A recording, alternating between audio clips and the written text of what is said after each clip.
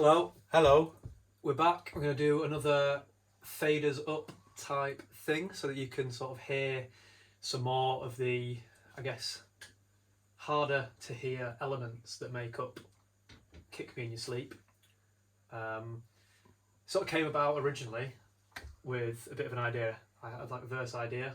Yeah, that's right. Yeah, it was a bit of a late night session. You'd come in with like a... Was it like a guitar? Definitely got a strong verse thing. I think there's a couple of sort of, little chords and the lyrics were knocking about. And we'd sort of, I think it was like really late, sort of 2 a.m. one night. And we were down here, built it up, and it kind of became quite electronic-y, possibly even techno. Yeah, we'd gone far too kind of, I don't know, it sounded quite cold and digital. Industrial, that's the right word, yeah. I think we had a great time sort of... No, it was loads of fun just plugging in every synth that we'd got and kind of finding really interesting sounds, but then listening back to it. Well, I think at that stage we were still trying to figure out what is Experiment 637 and what should it sound like. And so it was a really important learning curve, realising that that's definitely not what we wanted. Yeah, I think we definitely maintained some of the coldness in the verse, but really for me when this song felt like an EXP song was when the choruses, when we finally got the chorus. Yeah, It is now, and it felt which like was it tied really in. stripping everything away and putting like acoustic drums on it. But shall I start just playing things that I'm from the start of the song? So there's there's a lot of stuff that was at the start of the song that was recorded after we'd finished the song. I was mixing it and I thought, hey, we haven't quite set the scene, so I was mucking about on my little all trustworthy. on the OP1, which is a beautiful little pocket. Well, it's not a pocket synthesizer at all, and it's certainly not a toy, although it looks like one. But there's just so many cool sounds. So we've kind of got this weird kind of digitally, and then there's this other drone, and then Ronan also did a load of tinkly cymbals over the top, like orchestrally stuff, just tapping around with brushes, and then the Fender Rhodes. But then the killer thing is Ronnie's guitar, which kind of reminds me of the band Low, you know, the three-piece American band from Duluth, which I think is in Minnesota. It's just got that kind of really sorrowful... None of our songs are really... We're not in a rush to do anything. Everything's kind of... takes its time to unfold, and also our tempos tend to be quite slow. Totally.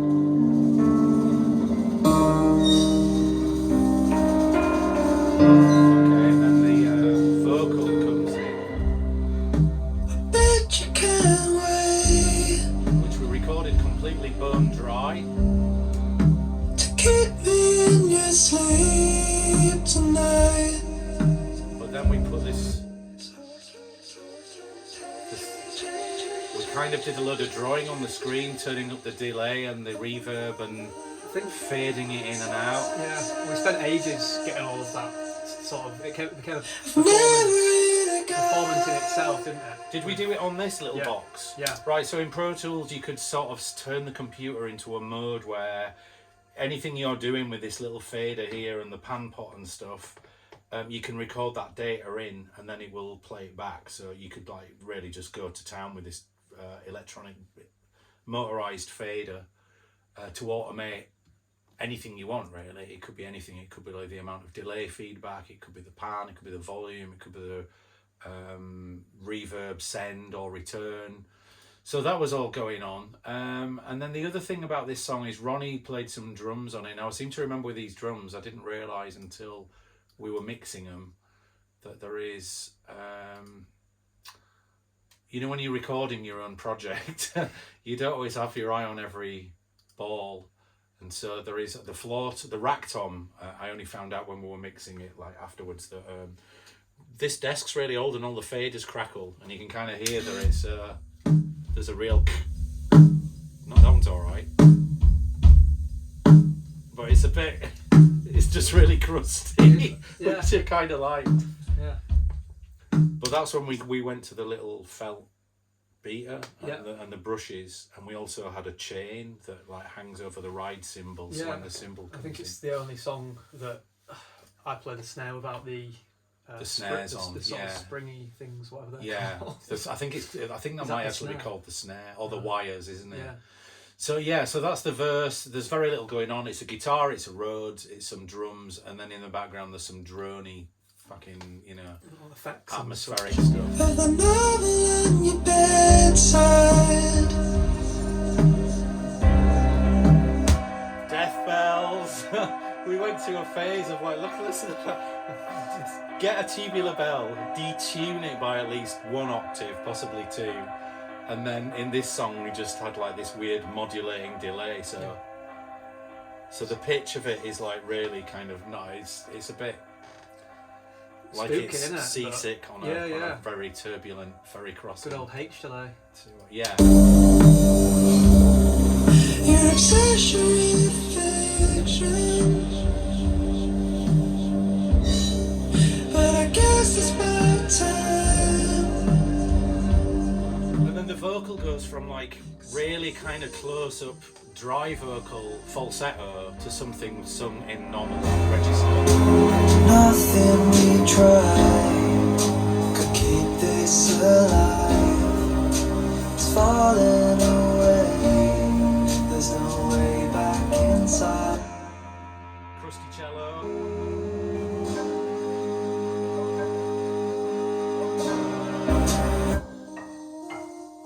OP1 piano.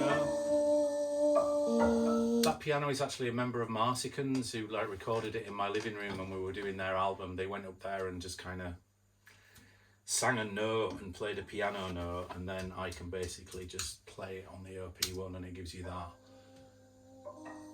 It's like multi-voice, isn't it? Yeah. Bells. And lots of them. But I think really the chorus is still pretty sparse, just like the verse. We're just wasting time. Everything's broken. I can't see a light. And then verse 2 is kind of pretty much the same as verse 1. It's the same mood. Ronnie's doing all his kind of decorative, cymbal-y stuff. I bet you can't rain. You recorded verse 2 vocal like weeks after verse 1 because you wanted to go away and get something that you were really happy with on the lyrically. And as much as I tried to match them up sonically, It's not always possible. I couldn't, because I couldn't even remember we were going through a period of trying different microphones on your voice.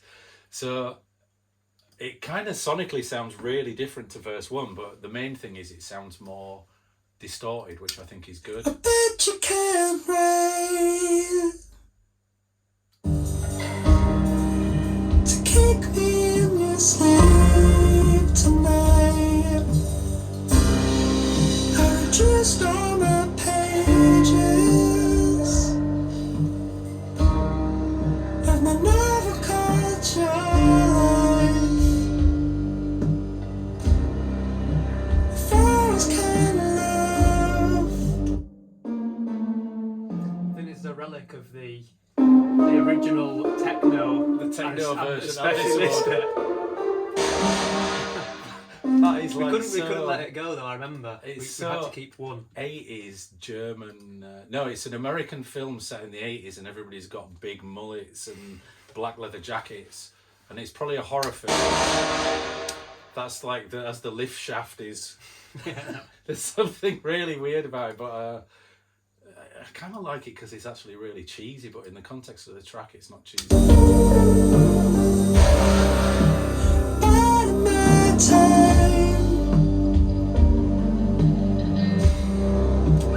Living a lie. And the big gap, which we inserted afterwards. It's like the gap's not long enough. Make We it just longer. timed it.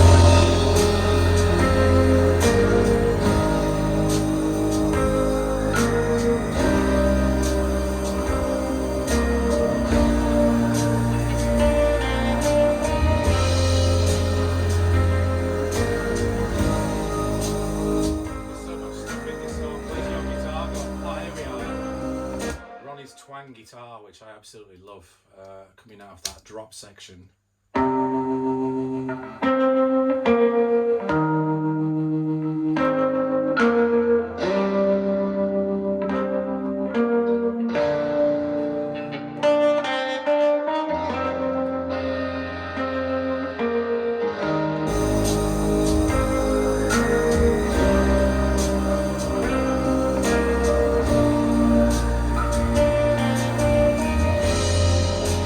Nothing we tried could keep this alive. It's falling. Wind. I remember coming in and saying, So that's you whistling. just sort of just trust me, but I think I need to go and whistle, which yeah, I don't well, know. it works. It works, and it does sound quite. It's like an eerie wind, I guess, but Nothing we tried study of wind. could keep it. I love the fact that the drums are so understated and played so gently, and that means in the track you can just have them so loud without them ever getting really harsh in the cymbals. It's just kind of it's the greatest example of less is more, I think. Can't see a light. We tried. Your strings. This alive. Oh, your falsetto octave up vocal there. Nothing we tried could keep this alive. It's fallen away. There's no way back inside. We try as we might. We're just wasting time. Everything's broken. I can't see a light. My favourite string part of the whole album. Oh, is it? Yeah. You did good. Well, it was a team effort this on the strings, I think.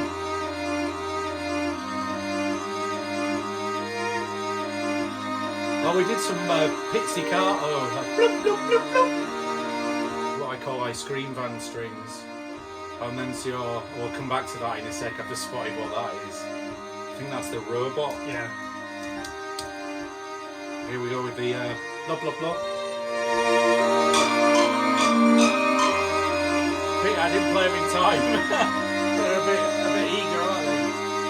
I'll have to take the blame on that. I think it was me that played it in time. You did all the bits that are in time.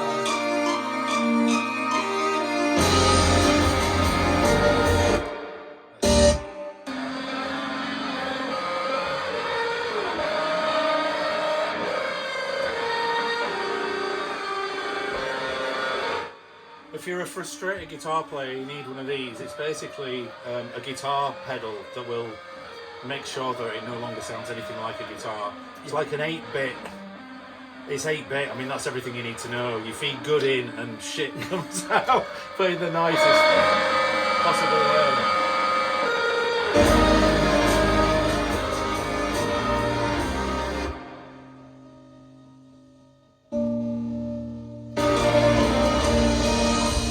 The amount of horrible sounds that we put in there to make it sound so like Angular and Robot, we do still have like the Celeste at the end, which just sort of maintains, I think, like a. I think it's a good balance of ugly and pretty Yeah. sounds. All kind of. It took some carving out. I think when we were sort of doing some jobs in the studio, and Jim was here every day, kind of doing building work.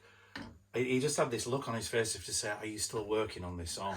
I think it was just like painstaking. Well, it just builds and builds, doesn't it? So by the end, by the last sort of, I think it builds into the last chord. There's still elements flying in, which all add to it. Yeah. Because, you know, we haven't put things in for the sake of it, but yeah, for you to have to carve all of those out. These are real. Yeah, I mean, I'm terrible at throwing things away, so I just try and find a place for them in the mix. There's a sound called scoreboard, which is.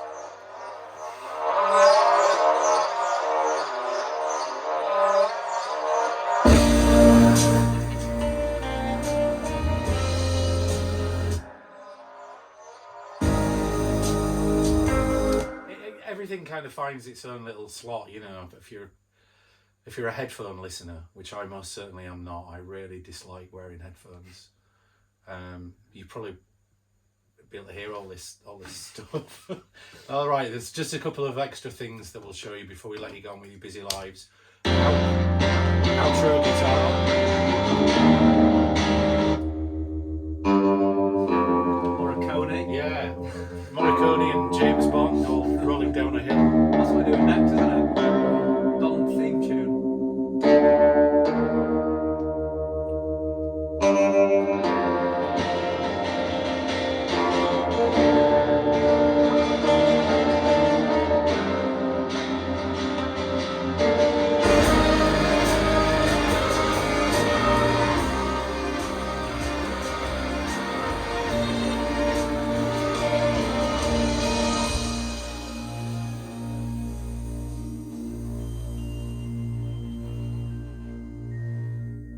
Great. So yeah, there was just one other thing because somebody asked me the other day, so I'm just going to find that at the start of the song where you were doing all your weird cymbal-y stuff wrong. I think there is that. We got to give credit to Johnny from Glass Mountain, who taught us how to do this trick. The scrape. Yeah, it's just. I think it's where it's blue there actually. That sound, it sounds like a gate, a wrought iron gate squeaking. Johnny taught us that trick. I've heard it on loads of records over the years and never knew how you do it. And basically, you got a big badass ride cymbal. You get the drumstick and point it down and just scrape it, like really drag it across the surface of the cymbal. It's a lot harder than it looks. Yeah, to actually get a sound out. Yeah, That it doesn't always work. It probably doesn't sound like a sound you want, really. Yeah, I think some people find it really annoying, but in the context of this track, I think it's. Yeah, accents the chord, and I think we were throwing the chains at it as well, as opposed to just letting the chains sit. So I think we covered it. Yeah. Thank you for asking us to do more of these because it's actually really good fun to sit in the studio and just kind of open up the old Pro Tools sessions of the album songs. Hope you're all alright, and we'll be back soon with some more. Thank you. Thank you.